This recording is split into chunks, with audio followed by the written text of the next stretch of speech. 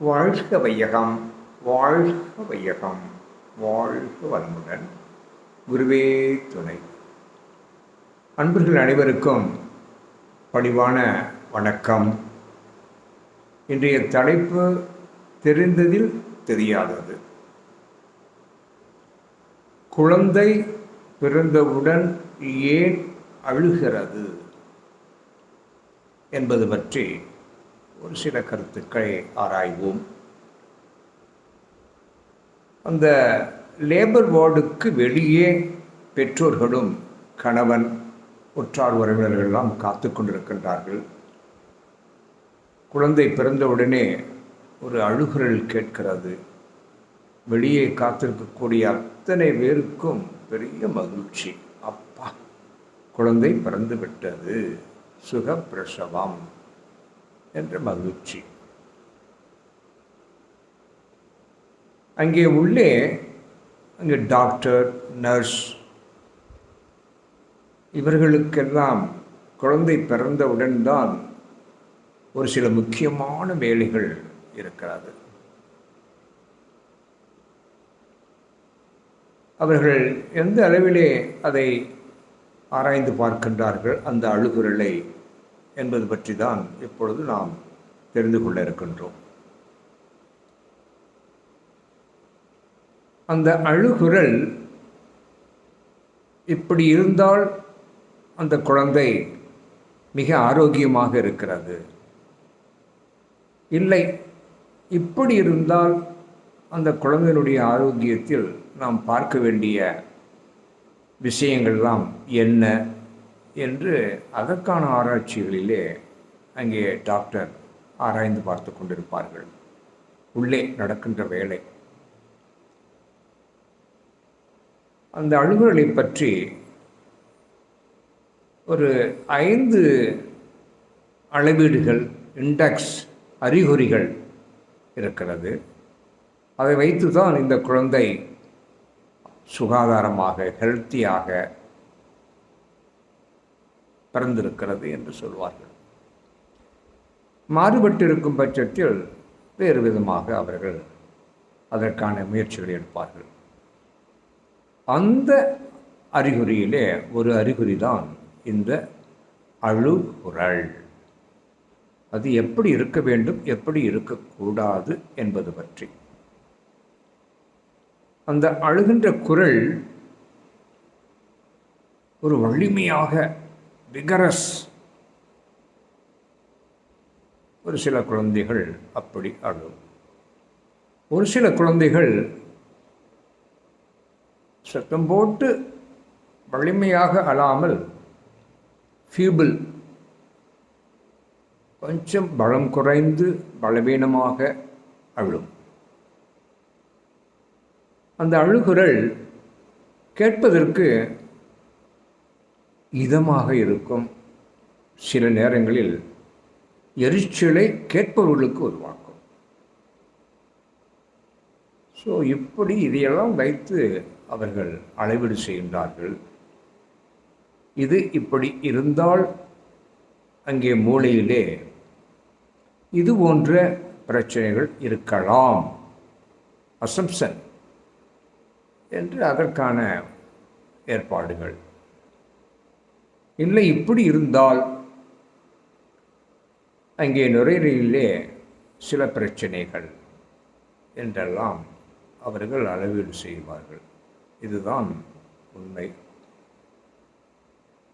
ஆகவே அழுகுரலை பற்றி அதிகமாக தெரிந்து கொண்டு நாம் ஓஹோ இப்படி இருக்குமோ அப்படி இருக்குமோ என்றெல்லாம் கஷ்டப்பட்டு விடக்கூடாது. ஆகவே அதாவது அந்த அழுகுரல் வலிமையாக இருக்க வேண்டும், இனிமையாக இருக்க வேண்டும், கேட்பதற்கு இதமாக இருக்க வேண்டும். You understand? இதுதான் அந்த அறிகுறி, இண்டெக்ஸ் என்பது பற்றி. ஓகே, இப்போ அந்த குழந்தை ஏன் அழுகிறது அதுதான் முக்கியம். பார்ப்போம். அந்த குழந்தை தாயின் வயிற்றிலே உள்ளே இருக்கும் பொழுது ஒரு ஸ்விம்மிங் பூலில் இருந்தது போல், ஒரு ஏசியில் இருந்தது போல் அது வாழ்ந்து கொண்டிருந்தது. அங்கே இருக்கக்கூடிய டெம்பரேச்சர், டிராஃபிக், எந்த விதமான இடையூறும் கிடையாது. கையை காலை ஆட்ட, மிதக்க, நீச்சல் அடிக்க இவ்வளவு ஒரு பக்குவமாக இதமாக தாயின் வயிற்றுக்குள்ளே இருக்கும்போது இருந்தது. அது பிறந்த உடனே வெளியே இருக்கக்கூடிய சூழ்நிலைகள், த என்வைரான்மெண்ட், அதை பார்க்கும் பொழுது மிக வித்தியாசமாக தெரிகிறது. அதற்கு இங்கே இருக்கக்கூடிய டெம்பரேச்சர் அங்கே இருந்தது போல இதமாக இல்லை. You understand? அங்கே கிடைத்த ஆக்சிஜன் பியூர், எந்த விதமான பல்யூஷனும் கிடையாது. ஆனால் இங்கே இருக்கக்கூடிய ஏர் பல்யூட்டட், கலப்படம், நிறைய தூசி தும்பு. புரிஞ்சுதுங்களா? So the temperature, the air condition, இது ரெண்டு முக்கியம். அந்த சூழ்நிலையில் பிறந்தவுடனே இந்த டெம்பரேச்சரும் இந்த ஏரும் அந்த குழந்தையினுடைய மேல்புறமாக இருக்கக்கூடிய அந்த ஸ்கின், தோலை பெனட்ரேட் பண்ணுகிறது, தொடுகிறது. அது மூச்சை இழுக்கும் பொழுது எப்படி இழுக்கிறதுங்க? நிறைய சத்தம் போட்டு வாயை பிளந்து உள்ளே இழுத்து வெளியே விடுகிறது. ஃபஸ்ட்டு பிரத், அதுதான் த காஸ்ப், GASP அது என்று சொல்வார்கள். வாயை பிளந்து பெருசியாக மூச்சை இழுத்து அதற்கடுத்து வெளியே விடுகிறது. அங்கே அந்த மூச்சு உள்ளே போகும் பொழுது இந்த புது உணர்வானது அந்த குழந்தையை அழுகுரலாக மாற்றி விடுகிறது. அதுதான் விஷயம். இதற்கு முன் இது போன்ற ஒரு அனுபவம் அதற்கு கிடைத்ததில்லை. ஆகவே அது அழுகுரலாக மாறுவதற்கான காரணம் வெளியே இருக்கக்கூடிய டெம்பரேச்சர் அண்ட் த ஏர். அது என்ன பண்ணுதுங்க? இந்த குழந்தையுடைய ஸ்கின்னை அப்படியே போய் தொட்டு பெனட்ரேட் பண்ணுது. அந்த நேரம் இது தூண்டுதல் ஏற்படுகிறது, ஒரு மூச்சை இழுப்பதற்கான தூண்டுதல். அந்த மூச்சு சத்தமாக மாறுகிறது. ஸோ புரிகிறதுங்களா? ஆக இதுதான் அதனுடைய காரணம். நன்றாக ஞாபகம் வைத்துக் கொள்ளுங்கள்.